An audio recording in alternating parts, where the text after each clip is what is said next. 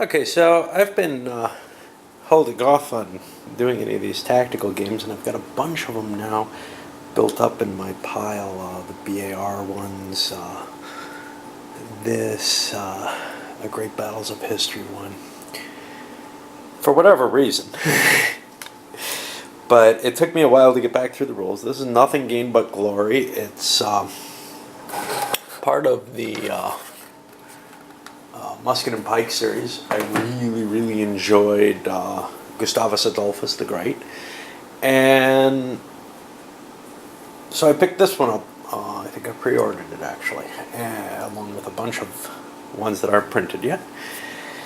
First thing I noticed when I opened it, this is to cover the Scandinavian Noir, which is primarily actions between Denmark and Sweden. The scenario Nyborg is actually previous to that. It's the bonus scenario. Anyway, the first thing I noticed when I popped it open, and maybe I'll get to this at some other point, there are no double hex counters. And that saddens me because I really liked the effect of those big counters and how unwieldy they are to move. I suppose the broken terrain, etc., maybe the smaller units were a more historical representation of these campaigns. These are also later, so that those huge ponderous formations may not be as applicable, which kind of worries me about some of the other scenarios that might be coming on, like the second French one against the Dutch, where they might be using smaller counters too, because I really like the effect of those big counters. But anyway, the system's a good solid one, and this particular battle is covering a situation where the Swedes are on a Danish island.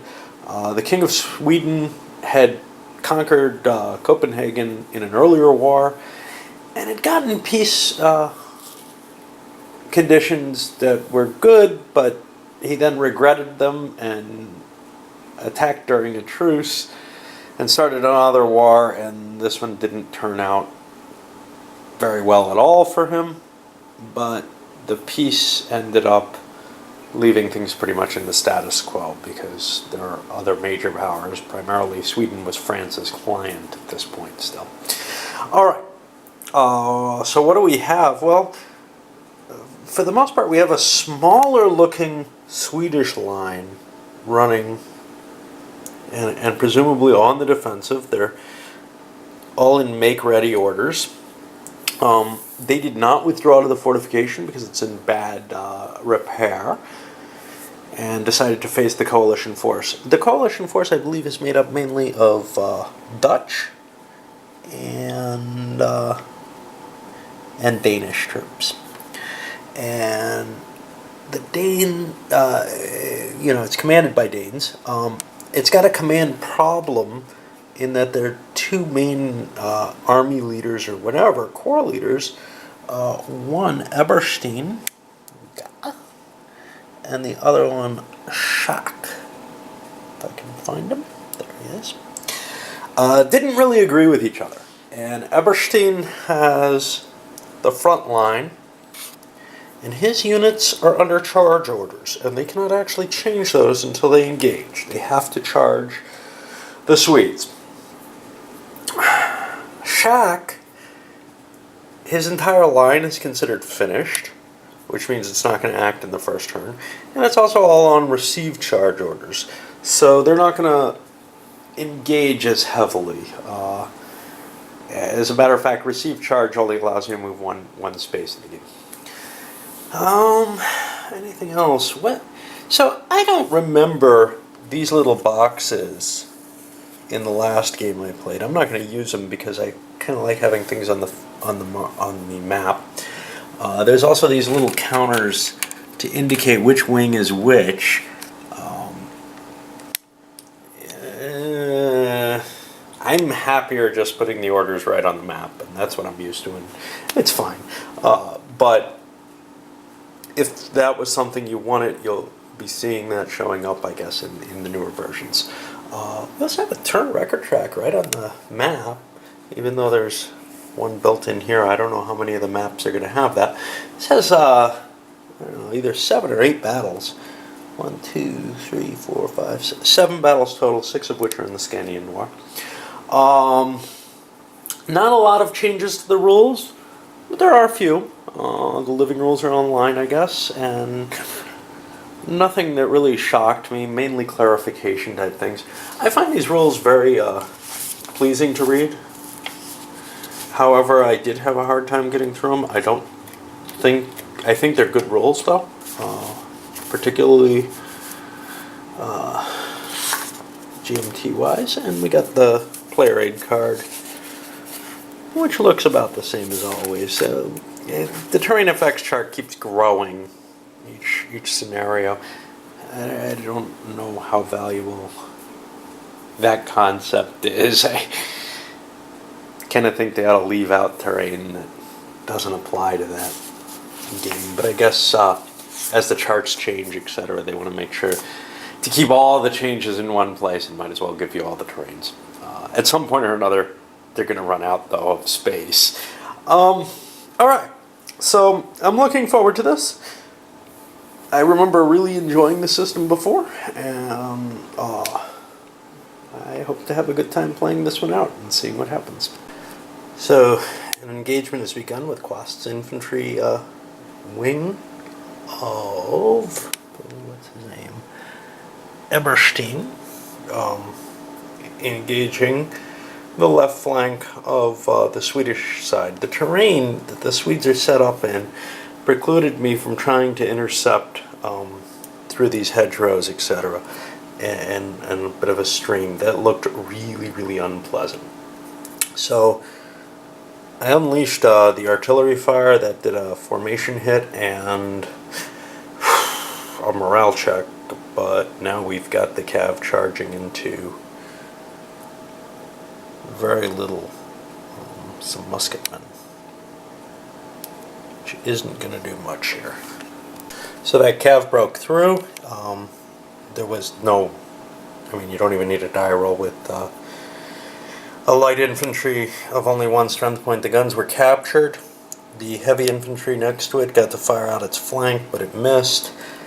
And that is the first part of that action. I can roll for a continuation at this point.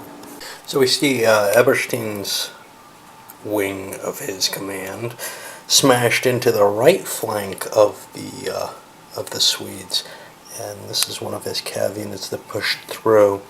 Now he got a continuation, so he'll continue on. He gets another chance to move and attack. The Swedes attempted to trump that essentially and failed, so now they cannot continue with that unit once it gets activated. Eberstein's wing continues to press forward. He did not get a second continuation, but we're seeing some losses build up. A few Swedish units, mainly the musketeers, 1 cav, 1 I guess Danish cav, and then a Swedish unit that chased that cav unit off the map in a fight down here. Definitely looks like the Swedish line is not strong enough. I mean, it's certainly strong enough to handle that front line, the Eberstein line, but I've got this whole second line behind it, and I don't think it can handle that second shock when it comes. We've got all the Swedish units to go now. And there we are at the end of the first turn, and the Swedes mainly tried to hold their line and tighten it up a little bit, pumping some fire into the units that were near them. They gained some ground here, knocked out a heavy infantry, which is kind of impressive. They do have 1 unit routing. They were unable to convert this into a receive charge action, which would have allowed them to rally. I'm going to wrap this one up because this is a pretty good place to stop. I'm at the end of the night, and yeah, it's a little shorter than some of my vids, but I'll be coming in a little later. This scenario runs, I don't remember how many turns. Not that many. I think to around turn 10 probably. None of them last very long. 12 turns all the way through. And that will take, the game starts at 11 a.m. and goes through to 2:40 p.m., which this is late enough in the year that is when the sun begins to set. Let me see the date, November 14th. So, yeah. Anyway, we'll be able to start seeing this second line of Danish troops come forward. The first line obviously hasn't cracked the Swedes, but it's done its damage. Taking the one gun out was big. And, kind of some pummeling around, especially down here. But, along the edges, they're leaving the center open for the main force to come forward, I guess.